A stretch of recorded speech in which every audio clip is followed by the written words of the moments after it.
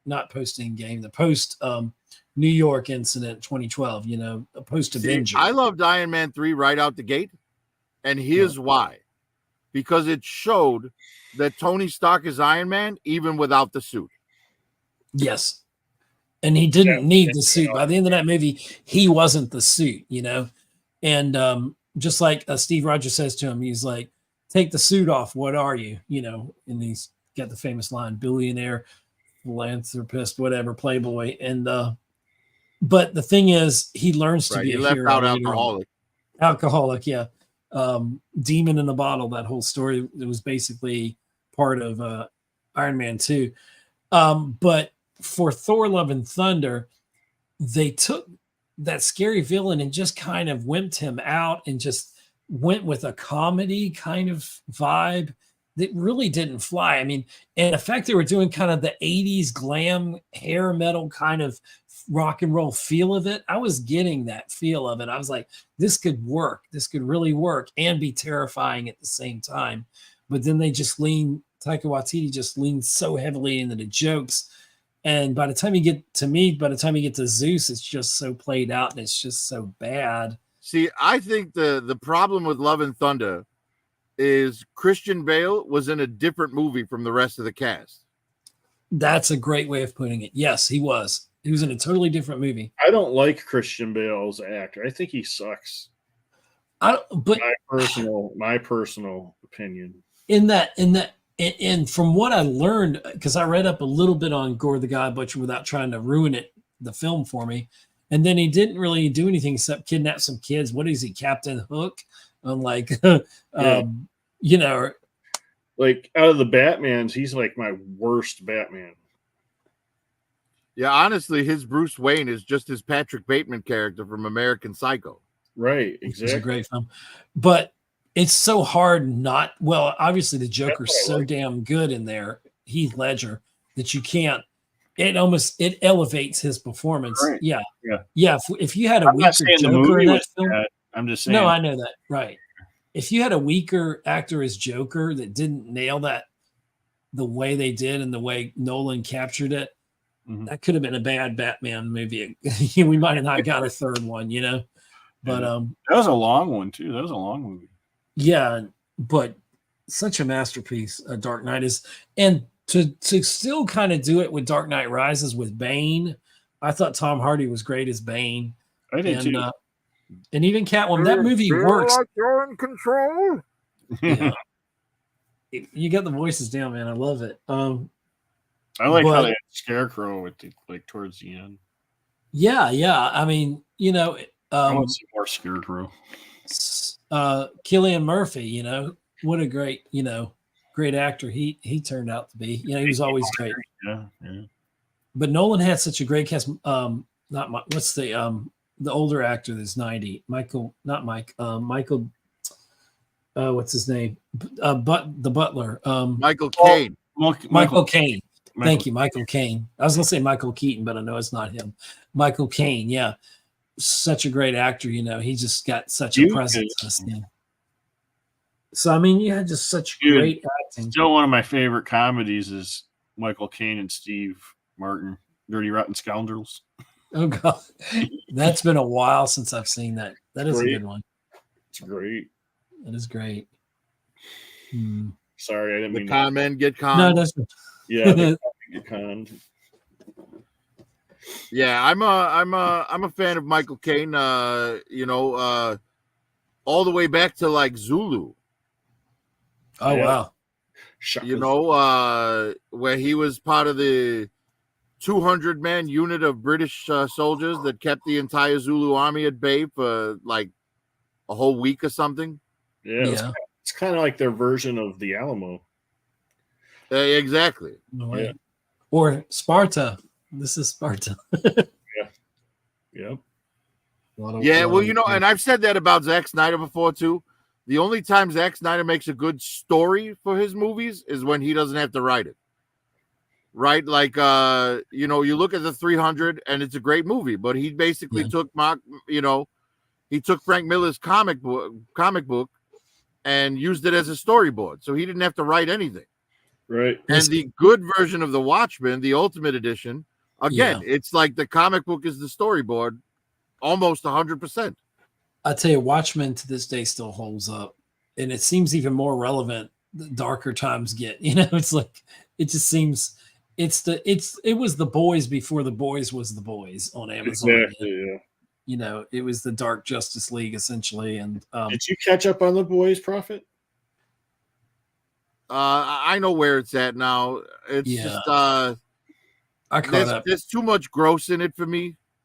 It really has gotten very overwhelmingly disgusting, and there were some things in this season that I didn't need to see, and I can't unsee now. Yeah, but a lot of things they do that are just for shock value. What do we have? Flying pigs at one point or something? Rams. They were rams. They were sheep. They can't do nothing. Flying sheep. I was like, what is going on here? And and I don't know. I'm getting tired of Butcher. He's just becoming the same character over and over again. I was like, stop being gruff and all this. I almost want him to be a different character. I don't know what. I like Carl Urban. I like his portrayal, but it's just, and the whole thing with seeing Jeffrey Dean Morgan, it's in his head. He's imagined the whole time. That was a good twist, but it's like, okay, let's move on. It's like, yeah, Jeffrey Dean, had they made the movie 10 years ago, I would have said he would have been the perfect Lobo for DC Comics. Well, remember in what he played Bruce Wayne, which could have been a Flashpoint Bruce Wayne. Thomas Wayne. Thomas Wayne, yeah. Thomas Wayne. You guys watch it? I haven't watched that yet. Which one? The Flashpoint. Not Thomas Wayne, but it's the Butler. I think it's about the Butler. Pennyworth. I haven't watched Pennyworth. Yeah, I started to watch it when it came on, and then something happens, like a lot of series, and then I forget. Yeah, I've got so many things queued up that I'll never even get to. Yeah, I honestly forgot that show existed until you just mentioned it. Now I might have to go back and watch it. Yeah, that's because it was kind of interesting. Yeah. I think it's pretty clear the best DC television show so far was Peacemaker. Yeah, I was about to say that. I'm still waiting for season 2. I did like what was the young Batman? Oh, the Robert Gotham. I liked Gotham. Oh, yeah, Gotham was good when it was out. I thought that was pretty good. I watched it like every time it was on. I was like, I did. And then they got kind of weird with Penguin and Joker, where it had a thing going on. Just like, oh my God, I don't know if y'all have seen Chris Gore. I was watching his video about it, a film threat about the new DC Cape Crusader. The Penguin's a woman. Yeah, I'm not lying. Sucks, man. It's so. Yeah, they said there's 10 episodes, and they said you want to skip the first 7 of them, or just whatever, just do or like 9 and 10 or the first 8. And they're like, that's okay. But most of the time you've got women explaining to Bruce how Batman is bad, how Bruce is bad. It's like, I don't want to see all that. I'll just skip ahead. He said that's why they sold it to Amazon DC instead of putting it on their on Max, where all their other stuff is on there. Yeah, well, Amazon will put up any garbage. Just look at Rings of Power. Yeah. Oh God, it's terrible. Dude, that's good. What are you talking about? Stop trolling. Trolling. It's like, what? Get back under your bridge and start asking riddles, damn it. There you go. Ugh. Is it that time of year again? Is that supposed to be coming back out? I think they put out some kind of preview for it or something for season 2. They spent. It's kind of like the Acolyte season 2, man. They spent so much money on that thing. Amazon's got to put it out. They have no choice. You know what I mean? And trying to make a little something, but yeah, they just mess with the mythology. Oh, it's obvious. It's obvious. The Acolyte, there is money laundered in that $180 million. Well, and you could see in the second season of Rings of Power that they've made a slight attempt at course correction. Yeah, right, because the female Black Dwarf King is only in like a fraction of the trailer. Well, the thing Galadriel is doing zero war in the trailer. Yeah, the new thing is she's not a warrior anymore. There's peace, and of course there's not. But Well, because the thing is, in Tolkien's books, Galadriel was a pacifist from the start. yeah, I So don't. then I saw a making whole her a video about fucking it today. warlord was a terrible mistake. Right, it makes no sense. No sense. And you couldn't have found an attractive woman to play Galadriel. But Like, Kate some of the side characters was a goddess as Galadriel. She looked amazing as Galadriel. Totally. But and then you get this girl that looks like she lives next door to you, and she was like the, freaking Valley Girl or something. Like, I don't need a Valley Girl to be Galadriel. There's a difference when you make a for TV and a for the big screen, because you have to spread everything out over these episodes. Obviously, the Disney Plus shows are like this. You dilute the message so much in what you could have said in maybe a movie or two length of time. Sometimes when you have too much time on your hands, you can get too creative and just go way off script, like they did in Rings of Power. And they've just gotten so many things wrong. And it's just, look, here's my argument, right? If you want to make Rings of Power, go ahead and make Rings of Power, but don't associate it with Tolkien's work. Yeah, call it something right? else. Just call it something else. Make it your own thing. Why do you have to piggyback off someone else's amazing work? Because they don't have any original ideas of their own. That's it. That's where a lot of this is going, and it just needs to. The pendulum's swinging backwards. The crazy wokeness. It's there's still, you realize things take about a year to funnel through to the marketplace. So even stuff like Captain America, they've got to put that out. They've already cost it. That film's already, the new Captain America is already about 400 million in the whole, and you got to get that it's going to come out. So there's still going to be stuff, because Disney went through and they secretly fired a bunch of like woke activists, actor directors, or whatever, producers, I should say, throughout the company. And so it's going to take a good year for all that to filter out, in that content. And I think, Wolverine and Deadpool is a step in the right direction. And it's giving fans, when you can show the people who run the bottom line how they can make more money and do it consistently and get back on track, they will do anything. That the heck with the message. They will course correct until they get back in that money stream, and keep it flowing. And they didn't even, the thing is, they didn't have to do all this. And I'm kind of with you, Prophet Pool, on this, that, hey, what's up, Mark Cosplay? Sorry. Yeah. Oh, you're fine. Let's see. Oh, hey there.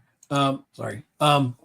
So yeah, it's just about getting on track and getting back on the story, and when I was saying, Prophet, that it's important, I think, that we had this sidestep, because Marvel through Endgame was invincible.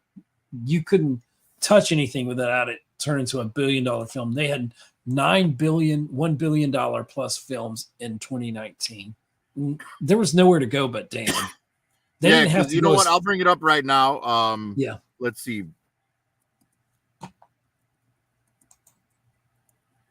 I'm looking up Box Office Mojo. Mm-hmm. Because if you look at like worldwide grosses all time, and the top 10 like worldwide grosses of all time. Plus before 2020, you had China, their big box office. And a lot of films were starting to be made, like the Transformers of the time was being made with more of a focus to that international audience, when we're the end of Bayformers, essentially, Michael Bay's Transformers. And so and the market shifted that way. And then you saw a lot of films trying to pander to an overseas audience, because they would get like the fast movies, I don't know what we left off, Fast 7, Fast 9, whatever, movies. When you get to those, they're just pandering to that overseas market. Mm-hmm. And you're going to end up with Inside Out 2 is going to be the #1 film of the year. It's already like 600 million domestic. You're going to get, it's going to be over $1 billion. Well, it is. It's like 1.5 billion. It's, I think, almost in the top 10, if not of all time. It's getting there. Wolverine and Deadpool will get very close to it. It'll be over 1 billion very soon, very, very soon. But they're going to pull that from theaters after a 45-day window, which is crazy of Marvel to do that. So Disney? Yeah, Disney's going to pull the legs from under it, which makes no sense. You leave that thing and let it ride for as long as it wants to ride. You keep that thing in theaters and keep chugging out the money. They did that with Shin Godzilla. Yeah, three of the top 10 highest grossing films of all time are MCU movies. In Infinity War, Endgame, and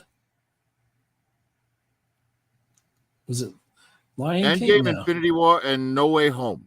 No Way Home. Yes, of course, No Way Home. And then Avengers, the first Avengers is number 11.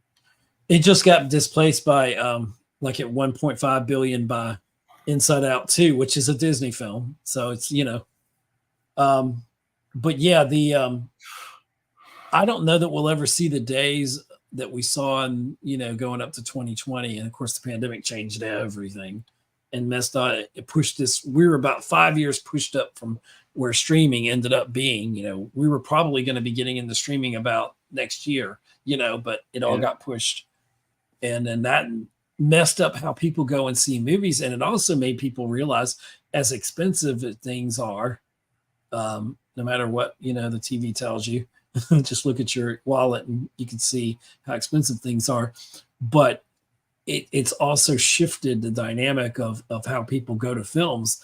They're having to be retrained to go out, but they will not go out for just your simple films now. Like something crappy as Borderlands, as horrible as that's apparently, and as bad as it's going to do. People won't go out for films like that. They'll only go out for a Spider-Man No Way Home, an event film. They'll come out for the big tent poles, but they're not going to come out for a lot of good films that are out there that they're going to miss. They'll wait till they come to video. I think that there's a lot of factors to it too. First, COVID trained people to know that, hey, you can still watch these things without, leaving the house.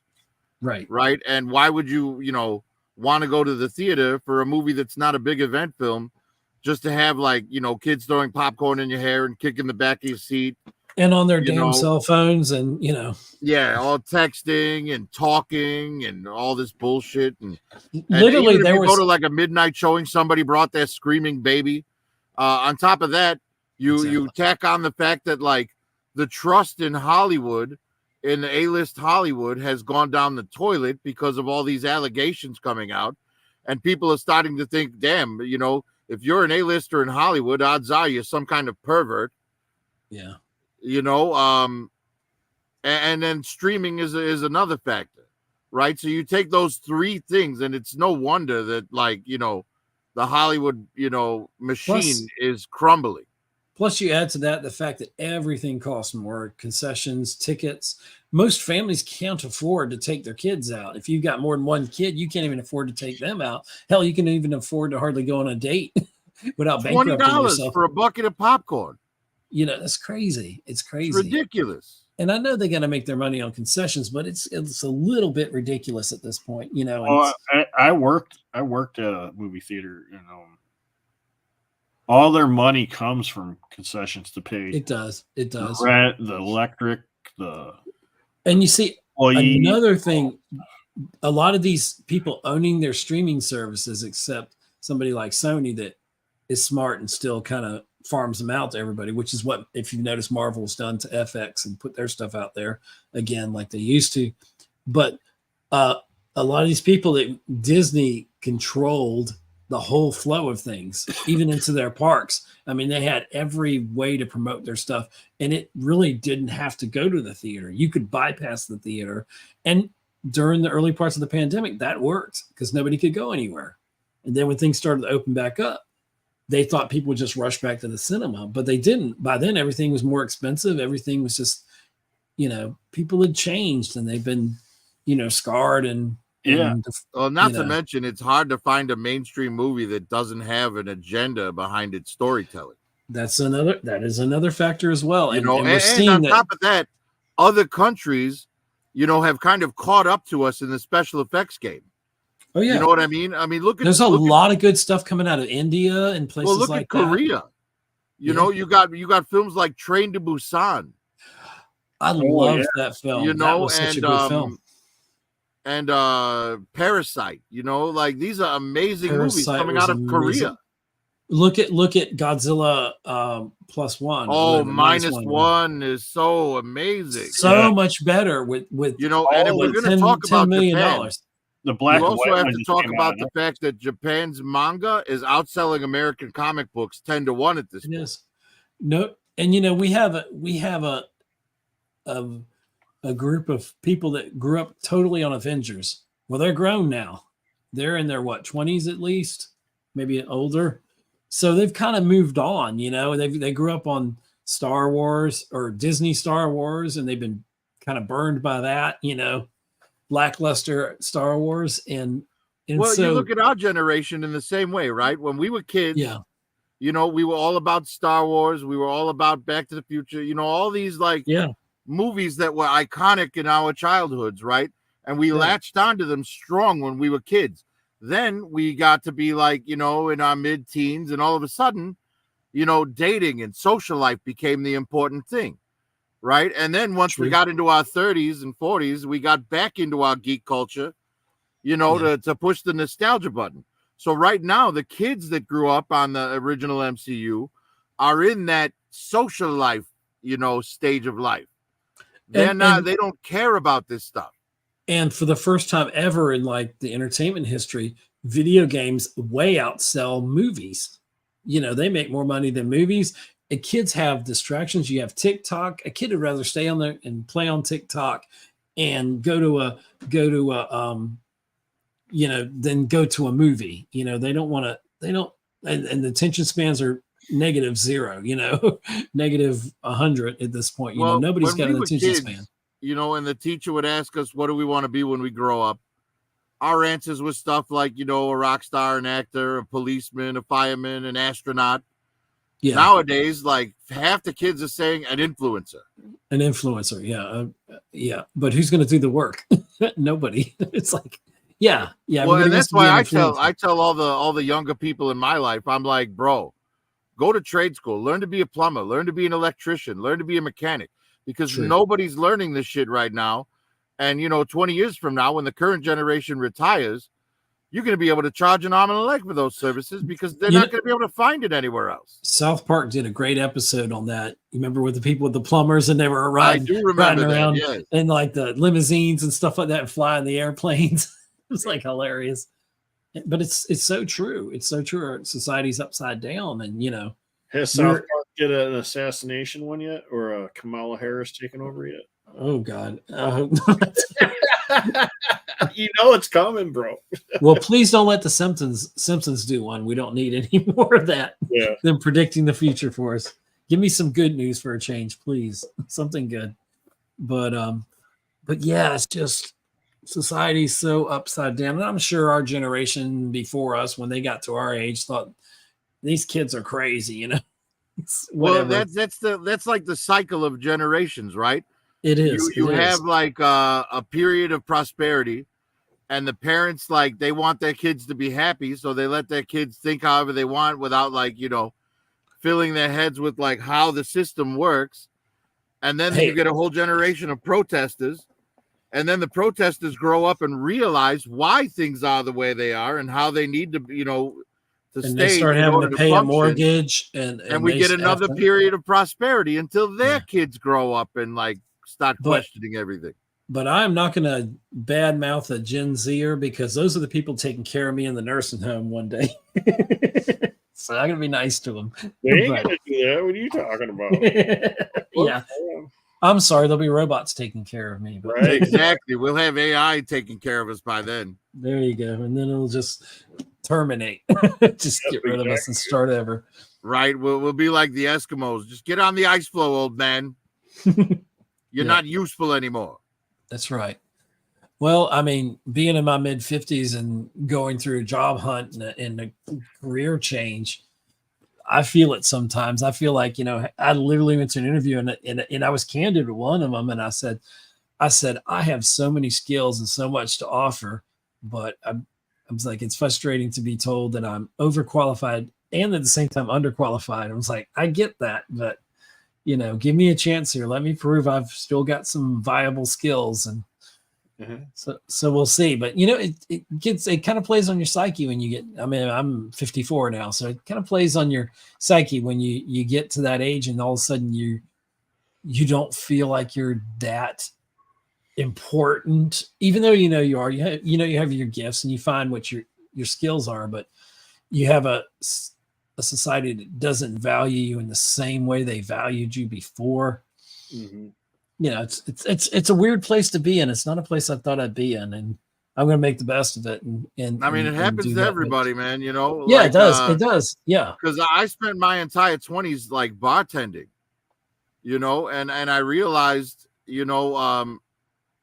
bartend because you're entirely dependent on tips for that job. Yeah, and unfortunately, young pretty people get tips better, even if they don't make as good a drink as you do. Yeah, and I've been dancing on the pole for. I've been dancing on the pole for 54 years now. And they now pay me to put my clothes on. Young man's game. You can't keep doing it as an older person.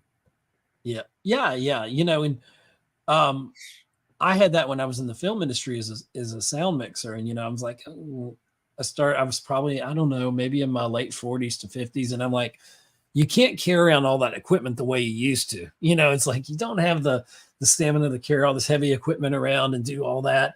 So you find something that you can work better with, and so I'm not afraid of retraining myself. So I've been kind of in that retraining phase of things, and so you just got to keep trying. You got to find something new, and I'm always embracing the newer technologies. But I know at times I feel like something happened, like because I don't think we've ever been in a time in America where technology has advanced so quickly in such short bursts, and AI was a thing that we always talked about, Terminator one day, that'll be in 2029. Oh, wait a minute.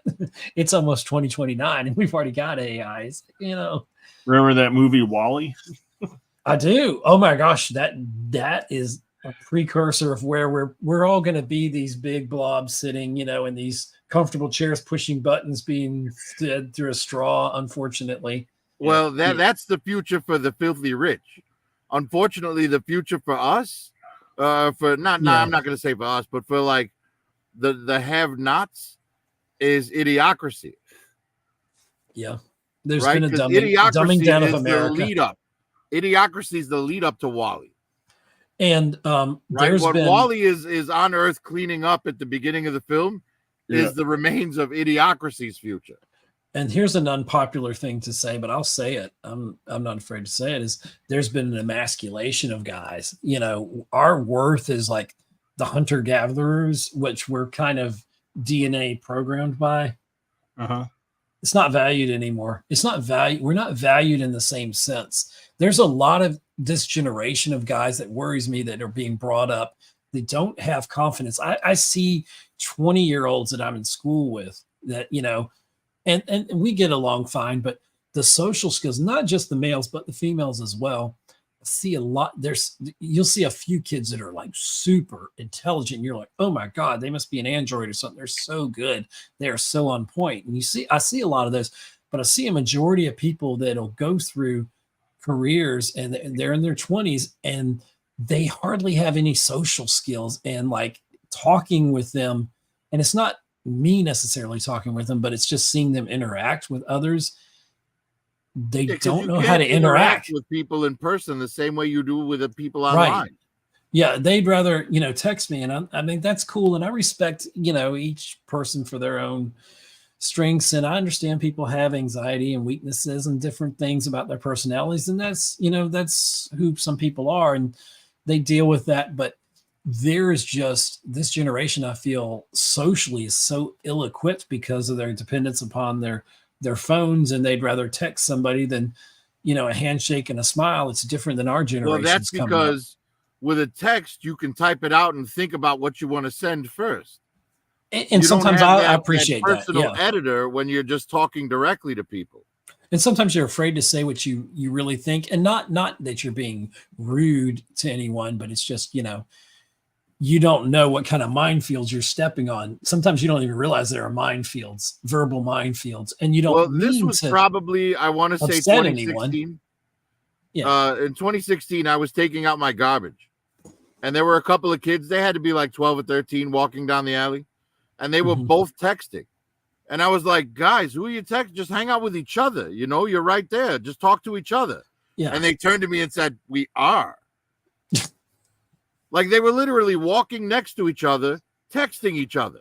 Do y'all remember the Star Trek Next Generation episode where they had the little keypads and there were these binary people and they talked to each other through the keypads? They also had a version of that on Voyager, on one of the episodes where they had these beings that stayed in the dark or something on a garbage scow or something.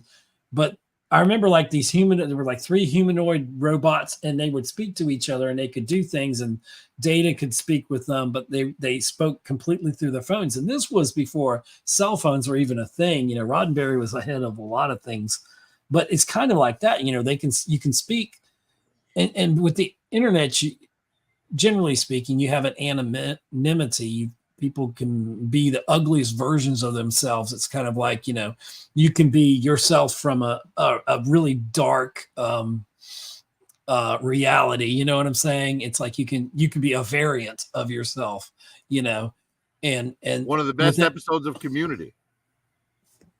Yeah. It's like that. And, so the whole communication thing is, I think we're coming back around from that, or at least I'm optimistic that I always think, things are always going to work out for the best. The pendulum swings, and it's swinging back the other way now.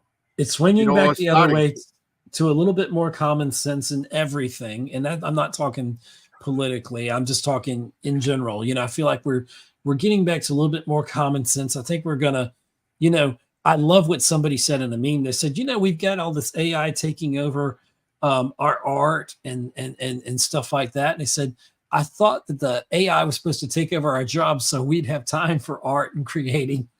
And that's how it should be, we should be able to. Right. Well, but look at take modern dating, right? Because you were talking earlier about social skills, and see, the thing is, women, have been on the internet and on television telling us men that we're worthless, that they don't need us. Masculinity is not toxic by nature.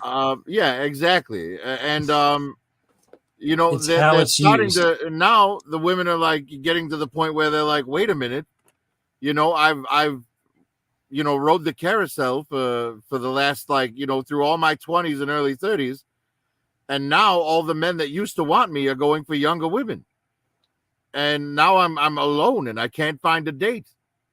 And it's because you've trained men that they're disposable to you. So men aren't getting invested in the relationships anymore. And if you think about it, if women are just thinking of men as disposable, and they're not bringing anything else to the table, why does a man even want to get involved in that? You know what I mean? Because it's a net negative for men. If it doesn't work out, she takes half his shit. Yeah. Have you seen the Chris Rock thing where they talked about what men are valued for? And he's like, women are loved unconditionally, dogs and all that. They said, but men, our love or respect is conditional upon what we provide. Yeah. And women are born with their value. Men have to build their value. Yeah. And guys can't show weakness. We can't. I think we're coming back from the edge of that. I think we've got more understanding now. I feel like the pendulum with that is even swinging back a little ways. It's okay to say you've been in therapy. It's okay. There's a time that was a stigma. And so, and there's more outlets for guys to just be guys and talk to guys and understand what guys are going through, and we don't have enough of that. Some people find it in faith. Some people find it in, organizations. Unfortunately, a lot of kids have been finding it in gangs and, in negative ways, but they find, I don't know, the mob, whatever they get in. I don't know what people get into, you know what I'm saying? But but I think we're coming back from that. I think, I think people are kindly realizing, we need to be, I want to think that the pandemic didn't make us softer, but it lessened our hardened core against, talking to people and wanting to be around people. I feel like, if that was taken away from us forcibly, because of the pandemic and stuff for a while, and then when people got to get out and socialize, they're out socializing, they're out traveling more than ever, and I hope that continues, where people will actually talk to people. They'll put their phone down and have a conversation with someone. It's, sometimes when you talk with someone now, you don't know, it's like, is this, you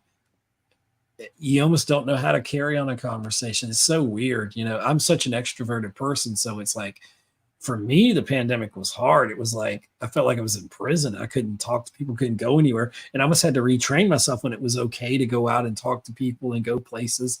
And now most times you can't shut me up. So it's like, but I like being around people. I love the pandemic, and I'll tell you why. Right? Because I got COVID pretty much right at the beginning of it. Mm-hmm. And I've never gotten it again. Right? But the thing is this, the way the pandemic affected me, because like, all right, so right when the pandemic was like, and it's like full, right in the beginning when it was full swing and all the lockdowns were there, my job was opening a new location. So we spent those few months building the store. Oh, that's cool. Right? So there was no need for customers to come in. And the benefit of the pandemic for me was there was no traffic. And you have to understand, true. I live in Chicago. Oh, so yeah. I've literally sat still in traffic for 40 minutes. Right. So for me, no traffic, I'm like, oh, let this last for a little while longer at least. Like, don't get me wrong, I hate that people died from it. But it was nice to not be stuck in traffic for a few months. Mm. Ugh. Yeah, it sucks people died from it, but a lot of it was caused by failure of leadership. Failure of leadership at the beginning, during, I think it was a learning process through it myself. I kind of followed the science on it. That's me. And I don't want to devolve into that because I don't want us to, get too fractured on what we're talking about. Yeah, we came to talk about Deadpool. Yes. I know. Yeah. But I don't know what got us on that tangent, but I think we were trying to say basically that maybe communication isn't where it used to be. And I think there's a coming back of all of this. I feel like the pendulum, like you said, is starting to swing back in a more positive, more normal, for lack of a better term, direction.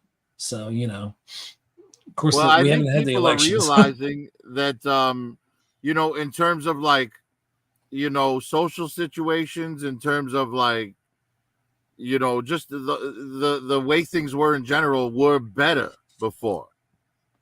Right. And, I think that the people who were, the Gen Z, who were like little kids when all this started, and then the millennials who were like still like in their late teens, early 20s.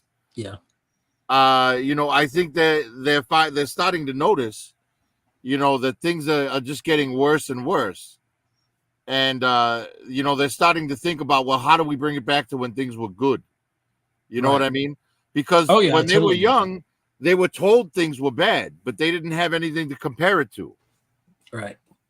I think it's kind of funny that in music, because I always follow music, and it always seems to, at least in my lifetime, a lot of it to come back to the 80s.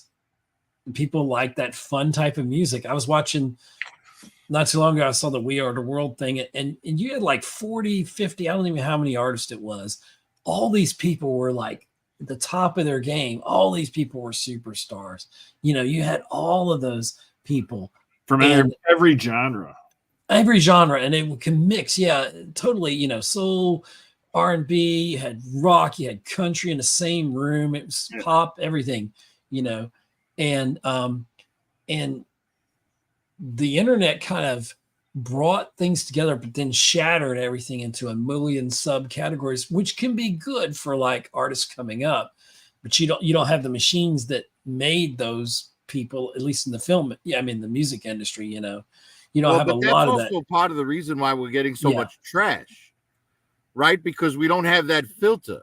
We don't have a filter. People can get internet famous and give them the illusion of being famous. Whereas back in the day, in order to become a musician and get a record deal, you had to play out and get noticed by a producer. Yep. Now you can just get famous based on number of views. Yeah, and you just got to go viral with some catchy hook, and you can get out your thing and program a beat, and I sound like an old fogey when I say that. Some of that fascinates me, but I only wish that I could tap out a beat real quick and be famous in 5 minutes. But sometimes you just gotta hack to that thing. But movies are a great illustration too of how music was better in the past, right? Because look at all the movies coming out now. Nothing is original. They're not using new music, in the films. They're using old music in the films. Stranger Things is, running that nostalgia tip. It's basically Goonies, but change. I mean, what's her name? Kate Bush. Like her song went back to #1 because of Stranger Things. Yeah, like in 40 years ago. Decades later. Yeah. Right. And what does that tell you? That tells you that there's nothing coming out now that's as good as that Kate Bishop song was in the 80s.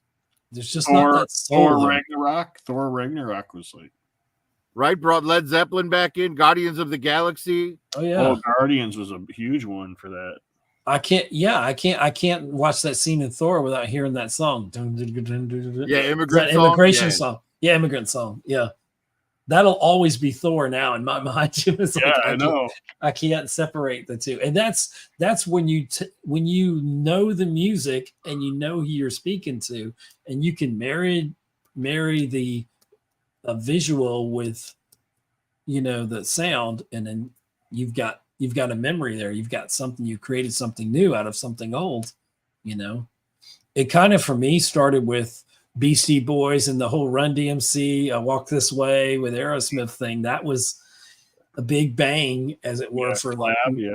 And then you got Red Hot Chili Peppers that were doing it, and then they got real big, and and then it splinters into it becomes the multiverse essentially, doesn't it? In a lot of ways. And so I love the infinite possibilities of things now, but sometimes your mind can be so shattered or so spread out that what do you really believe in? Or, are you just going with the flavor of the moment?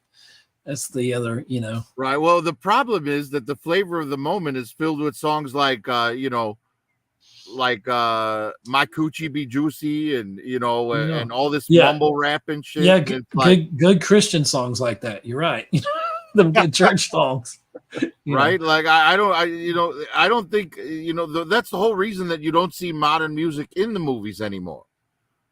Right. Where back in the day, some of the #1 hits were from movies. Well, you remember Gene Roddenberry, he was upset when he would have never allowed anything but basically classical music in Star Trek, because he thought it was on another kind of intellectual level. That's how he viewed music. And so, when you get to something like Enterprise, when it had the pop song on there, and people are like, oh, that's not, you can't do that. No. Here's one. Right. And then J.J. Abrams goes even further and puts Beastie Boys in it. Yeah. Yeah. It's like, really, dude? Come on. All these years and people are still listening to Beastie Boys? There's nothing new, that young Kirk would have enjoyed more than this 200-year-old music? Really? It's true. What were you saying, Curtis? As I say, here's one for you. Don't you forget about me. You remember that one? Oh, God, yeah. The Breakfast Club. Yes. The Simple Minds. Yeah. Yeah, totally. Well, I mean, Kenny Loggins had 3 #1 hits that were made for movies. Got to cut Footloose. Danger Zone, Footloose. And I'm All Right from Caddyshack. Right. He was the soundtrack guy of the 80s. Yeah. Yeah. Yeah, those were all original songs for movies. And those weren't even his best film. Those weren't even his best songs. No, they weren't. I mean, in my opinion, his best song is Danny's song.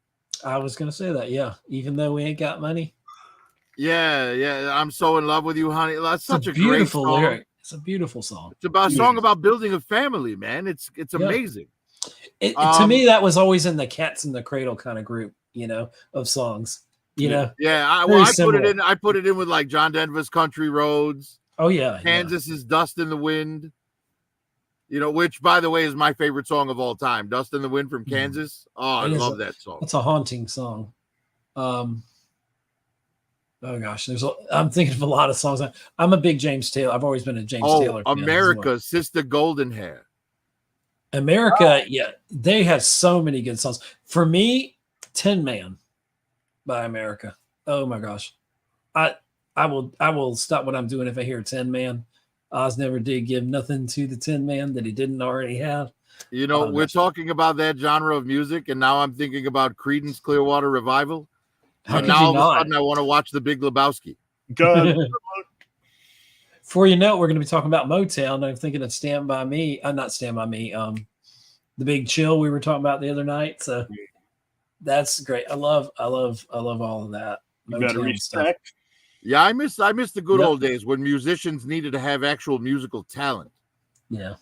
Now you've got like AI beats and fucking auto-tune to correct their voices. And we're eventually, I don't know if you watch this guy, you really should check his channel out, Rick Beato, Beato. And he's interviewed one of his greatest interviews was with Sting. And he recently interviewed Stuart Copeland of the Police. He's a lot of new artists, but older artists as well. He interviews, but he's played in bands. He knows music. He's been in it. And he's got a great channel on YouTube, and he has some very intelligent conversations on their interviews and such. And just I hope you don't mind, but I just sent Digital Caveman the link. Oh, by all means, he's always welcome. Yeah, the more the merrier. That's what I'm always saying. Yeah, DC, I just sent you a link on Instagram.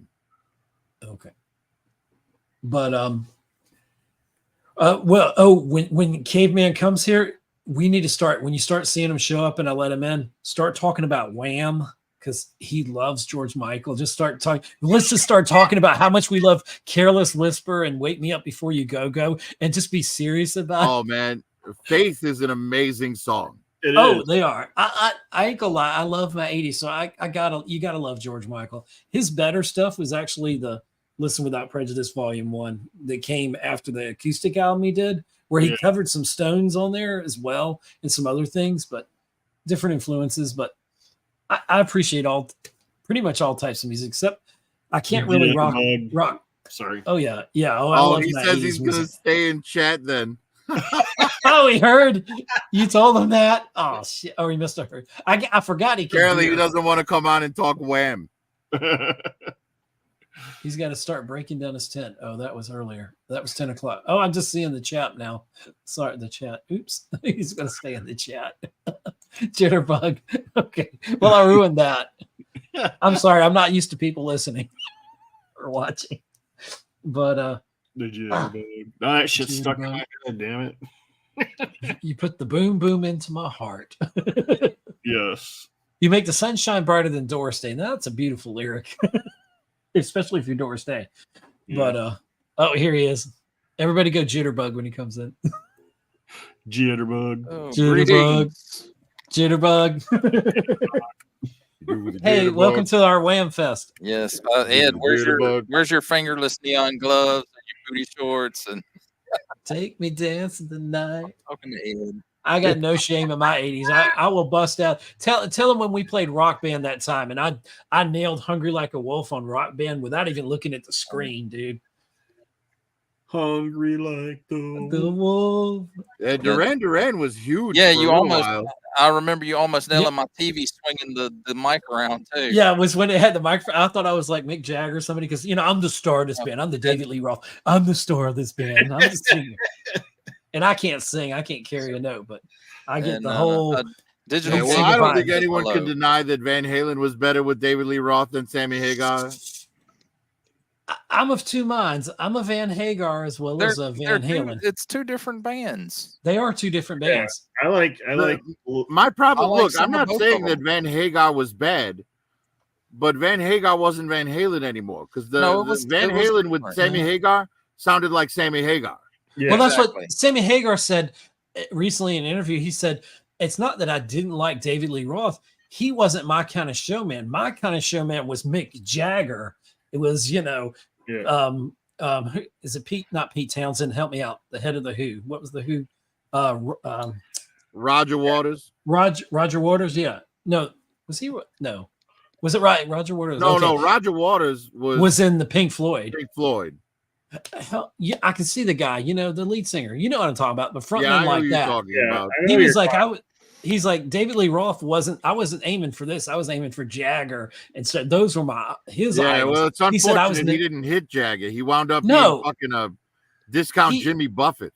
I don't know. I like Jimmy Buffett in some ways, but I don't know. I like Van. I was listening to some Van Halen recently. I've been on the Van Halen. What are you gonna do with your life? Yeah, I kind of look at Van Hagar more as like boat rock.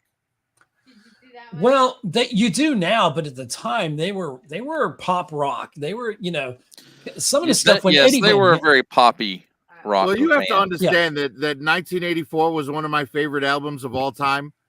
It was one of the first albums I ever bought at the store for myself. Yeah. And when Van Hagar came out and Cabo Wabo was like that shit, I'm like, oh, I guess he's taking us to Margaritaville. Dude, if you ever watch that Blue Angels compilation where they have the song Dreams by Van Halen playing, it's like perfectly synced on. It's just really uplifting. I mean, a lot of 3 or 4 of their hit songs had the word love in them. I don't think David Lee Roth ever had a song called, you know, love in it. That wasn't his vibe. Oh, David Lee Roth was hot. He was the party man. Yeah, he was the party guy. Yeah. And a lot of things that Eddie Van Halen took a big problem with was that David Lee Roth wanted to keep doing a lot of covers. He got into a point where he started wanting to do cover songs, and Eddie Van Halen's like, I want to do new stuff, our stuff. And, you know, that caused some conflicts, but David Lee Roth's ego was bigger than everybody's, you know, it was like, yeah. Well, and you could see that in his first solo album. For sure. Yeah. Which I loved his first solo album. I thought it was pretty. I thought Yankee Rose was a great album. Oh, okay. That one. Well, Crazy from the Heat, I think, was his first, but then Yankee Rose came later. Crazy from the Heat his first? I thought Yankee Rose was his first. It was Crazy from the Heat because that was the first thing he did after 1984, after Van Halen kind of split, you know. And he did that. That was and he the had one with Just a Gigolo on it, Just right? a Gigolo. I ain't got nobody. I love that song. I just, everywhere I go, that is a great song and a great video. And then he did Yankee Rose. Van Halen with David Lee Roth. The closest thing they came to a love song was I'll Wait. And that was about him being in love with a freaking magazine model. Yeah, that's true. You know, that's like super shallow. You know, there's when that's Eddie just objectifying. There's no love. When Eddie Van Halen, when he discovered the keyboards on 1984, that was incredible. I remember when I heard Jump, I couldn't get enough of that. The keyboards are just so infectious. It's just, and then when they went, and that's the thing. If you follow Van Halen's or Van Hagar's progress, okay, they start with the synthesizers on 1984. Then when they get to 5150, their first #1 album, by the way, in 86, they were very much into the synthesizers. Then you get to like 87 when they did OU 812 that had When It's Love. Then it was getting less and less keyboards. That was around 87. So the music was changing and they were evolving with it. Then you get to 91 and they have like Right Now and all that. And then you get into like Pound Cake, which those ones are for like unlawful really good. carnal knowledge. Yeah, exactly. And a lot of people stepped off when they got to Balance. Do you remember Balance? It had the 2 kids on the front cover like that. And that had 3 of the best Van Halen songs I've heard. I mean, rocking songs they had. It starts off with, oh gosh, what is it? I can't think of it. One's called The Seventh Seal. That is a rocking hard. It is a very angst kind of, this was like mid 90s, I think at this point. So it kind of had that angsty feel to it, but Eddie was like rocking hard at that point. And there's another song on there. They had Can't Stop Loving You. That was kind of the pop hit off of there. A minimal hit. And then they had this other one called Don't Tell Me What Love Can Do. You got to check those out on Balance. Those first 3 songs, they'll blow you away. And they had like Amsterdam and a few other songs on there that were really good. That was a good rocking album that didn't get as much play, but but by then they were back to rock. They kind of went through a decade until it got into rock. Right. And all See, that. the reason I missed out on those later Van Hagar albums is because at that point I had moved on to like metal, like full on metal. Well, I thought you were gonna say you moved on to the Go-Go's and the Bengals. hey, that was before that. I love the Go-Go's. I loved Belinda Carlisle. I just thought everybody had a crush. Dude, honestly, I will say that one song from Belinda Carlisle is like such a masterpiece. Oh, Heaven on Earth. Heaven on Earth. You know why you like Earth. that? You know why you like that song? Because that song is "You Give Love a Bad Name." Put them back to back, and you will see that is actually the same music. It really is the same song. But lyrically, they're polar opposite. They're different. Oh yes. They are. Yeah, but musically they're the same. But yeah, her stuff, "Circle in the Sand" on there was a beautiful song. Now, she had a good run. Benatar. Oh yeah, Pat Benatar. Yeah, she had like nothing but anthem after anthem after anthem. Invincible was really good. She was We Belong is probably her best. Oh, We Belong. I love We Belong. That just pulls in everything and is so badass. For me, Hit Me With Your Best Shot, but I had the 45 version, which had an extra guitar in it, and it rocks even more. And you can only find that like on the internet, the 45 version. No other version is like anywhere that you can find it. And I found it on YouTube recently, and I'm like, that's the version I hear in my head when I hear that. I can't listen to the song because it's so bland without that extra guitar in there. Didn't she end up marrying her guitar? Neil Girardi, yeah. They've been married like 20, 30 years or something. Yeah. He was they were like a songwriting duo, really, except he wasn't really, he played guitar. Like Bernie Koufax and Elton John. Wasn't her mom an opera singer or something like that? She was trained to be an opera singer. Okay. Well, she had. I don't know about her mom, but yes, she was trained to be a classical. Y'all know somebody who as they say, slept on, and I remember because my uncle was the rock and roll uncle, and I used to type up. He used to make CDs, and he mixed in a bar, and he would play music and all that, and I would type up the CDs because he'd make mixtapes back then, or mixed CDs or whatever it was. And so hey guys, that's how I learned a lot of my rock and roll stuff. But I wanted him to hear this because but the person I was talking about was Linda Ronstadt. She could do so freaking much. And I tell you, one song that I think is better than the original, the Roy Orbison song Blue Bayou. This is great, but Linda Ronstadt's version will rip your heart out. It's like she's so good at singing. And you forget that this is the same one that was singing those pop songs in the 80s, you know, like with Aaron Neville and stuff like that. And the Fievel song that was so good. What was Fievel? You know, remember American Tail. Yeah. Like somewhere out there, me and my wife love that song. If one of us starts singing it, we'll both start singing it together. It's just one of those beautiful songs. But she could rock out. And you know who her backup band was? Who? The Eagles. No way. That's where they got their start. Look it up. It's for true. And she told them when they were starting out, she goes, "You guys are so good. You should kind of go out on your own." And they did. And they became the Eagles, which is crazy. But she could sing rock. She could sing pop. She could sing country. And just a really kind of, I know she got some of her due, but I never knew how good she was. It's kind of like Johnny Cash. I discovered him basically after he died. I knew who he was, but really discovering some of his stuff.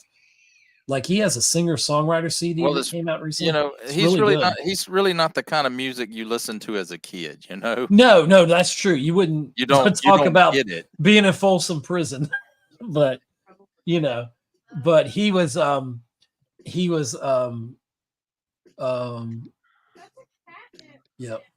Oh, well, tell the kid. Oh, I'm recording this for a podcast, by the way, just so you know. So whoever shows up, if anybody's slamming doors or anything, it's going to be on the podcast. But yeah, I mean, I will argue it's the best. I'm not saying it is the best, but I will argue that Transformers the movie soundtrack is like the best soundtrack ever for a movie. It is. It's a really good one. Yeah. It has a lot of good, catchy songs on it. But then again, if you're not a Transformers fan, they might not be as catchy for you. Right. Could be. Well, that's why I argue. But yeah, I mean Stan Bush, and then who was the rock band that did the theme? Weird Al was on it too, man. Yeah, Weird Al was on it. Yeah, what was it? Dare to Be Stupid. Yeah. Dare to Be Stupid was on that. Yes. How does that even mix with that the movie? Junkions. The Junkions. The Junkions, yeah. Because I remember Dare to Be Stupid. Dare to Be Stupid. Yeah. Oh, he's a musical genius, Weird Al. Weird Al's he transcends time. He's when he's hot, and when he's not, It's like what is it, that thing he likes to play? It's the best pair. It's like the when accordion. When he's good, he's good, it's and when he's accordion. not, he's polka. He's polka. Yeah. I'm gonna polka your eyes out. I mean, 'cause there's some that he did, like when he did the Red Hot Chili Peppers, and he turned it into Yabba Dabba Dabba Doo. Now, that was the one he did, the Anakin episode. Oh yeah. That was, and that wasn't a. Yeah, I mean, he made that I guess it was kind of based again, like on I said, when he hits it, he hits it. Yeah. Yeah, my kids were like 16, 17 years old, and I took them to see Weird Al, and they were like, "Oh, come on!" Right now, they probably think they jumped out of their seats, ran up to the stage, all this stuff. They had a blast. They loved it, and they still. That's fantastic. That's fantastic. Yeah. Somebody that I didn't know until I saw him with Def Leppard this summer was Steve Miller. I knew of Steve Miller. I listened to Steve Miller and all that. He still performs pretty good. He did it in a cardigan sweater in damn near 100-degree temperatures. He's like, it's really hot here. And he was so badass that we saw him in Atlanta. And they still sound like the freaking record, dude. It's like amazing. I wish he would have made more albums in between, because he kind of got stuck in that 70s vibe. And, yeah, if you pretty much get his greatest hits album, you've got that really is the best of his catalog. It is the best, but you don't get Abracadabra on that, and then you don't get why. Yes, you do. Unless they amended the wrong greatest hits album. No, because I have the original greatest hits. It didn't have Abracadabra on it. Well, it's a different one than the one I've got then, because that. Well, the one that's been known, it may have been reissued because they reissue stuff now and add tracks to it. So yeah, if they put it, should be on there because it's obviously one of his biggest hits, and it's still relevant because he even sang part of the Eminem lyric in it. Because the Eminem song is he did that, and some people are like, oh, when they got it. But guys, my drink was empty and my bladder was full, and I needed to flip that like Kamala Harris does her race. What did I do? Please tell me you didn't empty the bladder into the cup. That would be disastrous. Well, if I had done that, I wouldn't have had to leave.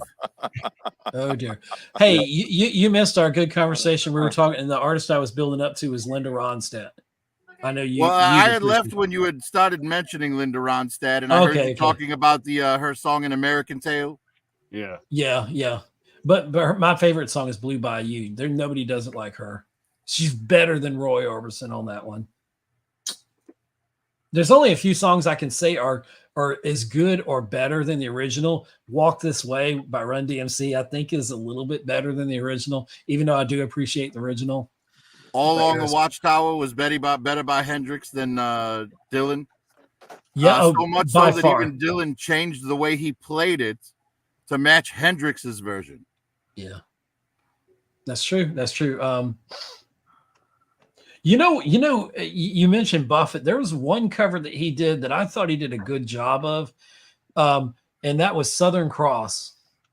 I love that song. I don't know why I love that song. It's just a good anthem song by Crosby, Stills, and Nash. And their version's okay. It's good.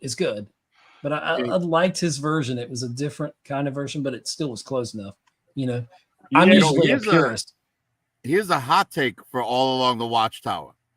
And I realize that I'm probably alone on the planet with this take.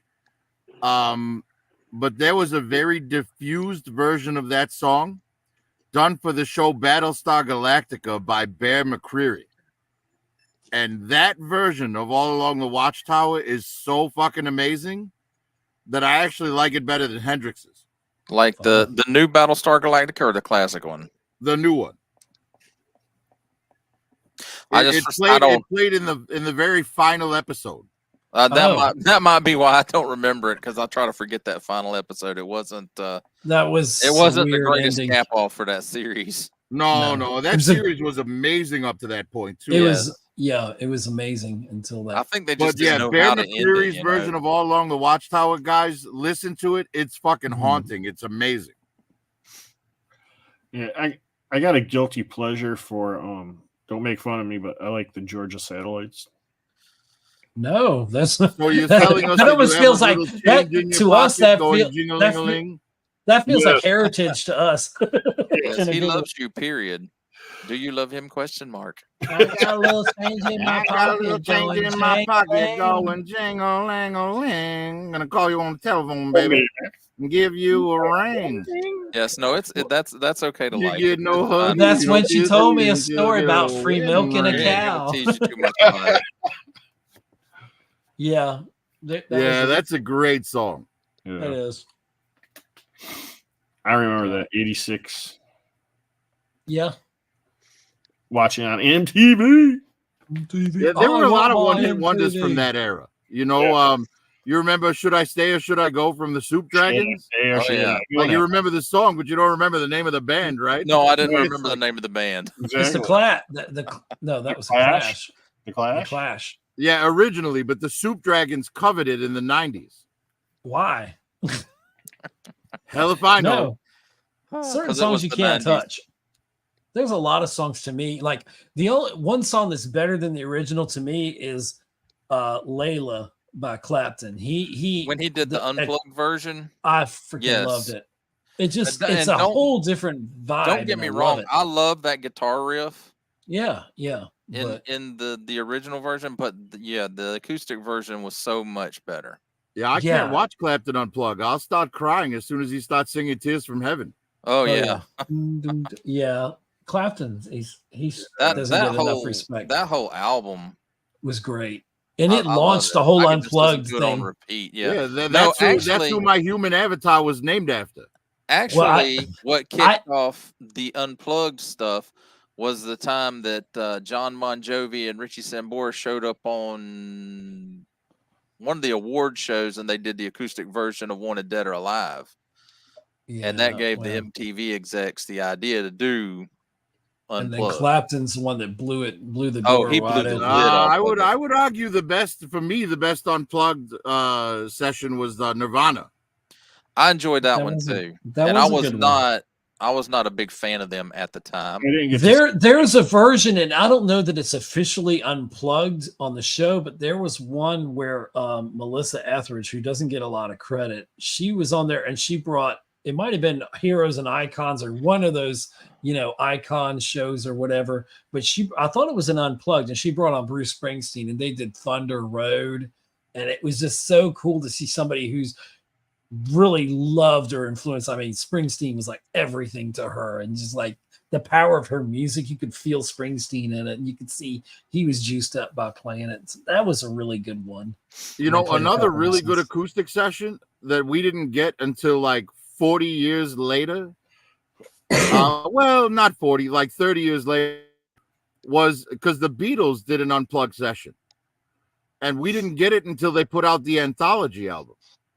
They never released it until the anthology, but they do an unplugged version of "Because," and there's no instruments. It's just a cappella. It's just the four of them singing. Interesting. You mean? And it's a way better version of "Because" than what's on Abbey Road. You mean Michael Jackson released it? They might have sold off his portion of it for like 600 something million. They're trying to sell it. I think McCartney has his hands on it now. Again, he doesn't officially, not yet, but he's already made he's worth $1 billion on his own without it. I'm like, well, of course, there's Beatles behind that, but not officially the catalog. But he's toured so much, he's Yeah, he's just so damn good. He's the only one alive. No, Ringo's still Ringo's That's my gonna be fear the is- last one alive. That's exactly what. That's my fear. Because the day that when a few people pass away, I'm going to be sad. I'm going to be sad when Phil Collins goes. He's looking like he's getting closer. Oh, unfortunately, yeah, he's looking bad off. So he showed up on. He was rough looking. Oh man, That's but- All is but- such an amazing song. Yeah, but that Paul McCartney and Sting, those are I'm going to take those hard. I took Prince hard when Prince. My wife was like, "What's wrong with you?" I was all mopey and depressed and like, "Don't mess with me." I was in a mood. She says, "What's wrong?" I said, "Prince died today." I was like, "I was so upset." Yeah. He posts on his That's Facebook, how like, I felt when Olivia Newton-John died. He posts on his Facebook like, "My best friend died today," or something like that. Yeah, Prince is it was such a like genius. when Olivia Newton-John died. That my first crush died. You know what I mean? That was like my Yeah. first crush, and she, dude. I still got Purple Rain, and I still have my time from the same year on record. Mhm. Purple Rain was the very first. That was what we were listening to the very first time I smoked weed. Oh dear. well, people that know me know one of my favorite artists, and the other one I forgot, Don Henley. I'm going to be very upset when Don Henley dies. I think he is a master poet musician. He can do more with a lyric. Him and Sting can do more with a lyric and more with like the written lyric and singing lyric than most artists can do. They're incredibly amazing. Now I want to hear Desert Rose. Oh yeah, one of my favorite songs from Sting was Russians. Russians is a great one. He's got so many good ones. For me, one of the obviously the End of the Innocence is like one of my favorite core albums of my existence about Henley. It came along at an interesting time in my life, a good time in my life. But The Last Resort, I think, is probably Henley's masterpiece. Even right up there with Hotel California. I just feel like for written word and the story, I just love his stories that he creates with what he writes. But I've always been and I'll always be a big Michael Jackson fan, and to the point it annoys my friends. But there's nobody, because I don't look at I can look at I can, but even beyond that, I can look at the artistry of the artist. Yeah, what was that game? Artistries. What was that game you had on the Wii? Hey, Ed, I'm sorry to interrupt, DC. Yeah. The live stream's now just past 3 hours. Oh gosh. Okay. So you might want to end it and just us be. Yeah, let's do that because that's fine. We drifted off Deadpool like an hour ago. Yeah, I'll probably have to cut all that down. But okay, well, we'll cut off the live stream. But thank you everybody for being here. Make sure you subscribe to everybody. We'll stay on stage. We'll just won't record this. Deuces. So, Prophet Doctor, thank you. And oops, let me take everybody off of there. I gotta get that off there. Why can I see y'all? Oh, because I got your comment on there. Caveman hide. There we go. There's everybody. Well, thank y'all for episode 178, whatever this is, the live stream of Deadpool versus and Wolverine. Thank you guys for being here. And you can find me on. Oh, sorry. You can find me on Digital Caveman's Wham's Greatest Hits. Tomorrow night, 9 p.m. Eastern, we're going to be ranking the best movies from 1980. Everybody here on the panel right now is participating. It's going to be a great show. Fantastic. That'll be on Sergeant Curtis Schultz's channel. Yes. And that is located on YouTube. So it's located as Sergeant Curtis Schultz. Cool. Yeah, just type in Sergeant Curtis Schultz, you'll find us. Yeah. Let's see. There you go, guys. Look forward to tomorrow. All right. You can scan for us there. And let me throw everybody's banner up there real quick. Here's no, that's the wrong one. Digital Caveman presents on YouTube at Digital Caveman. And wherever. Okay. Thank y'all. Bye. Yeah. Let me turn this off. Okay. End stream. Ending stream.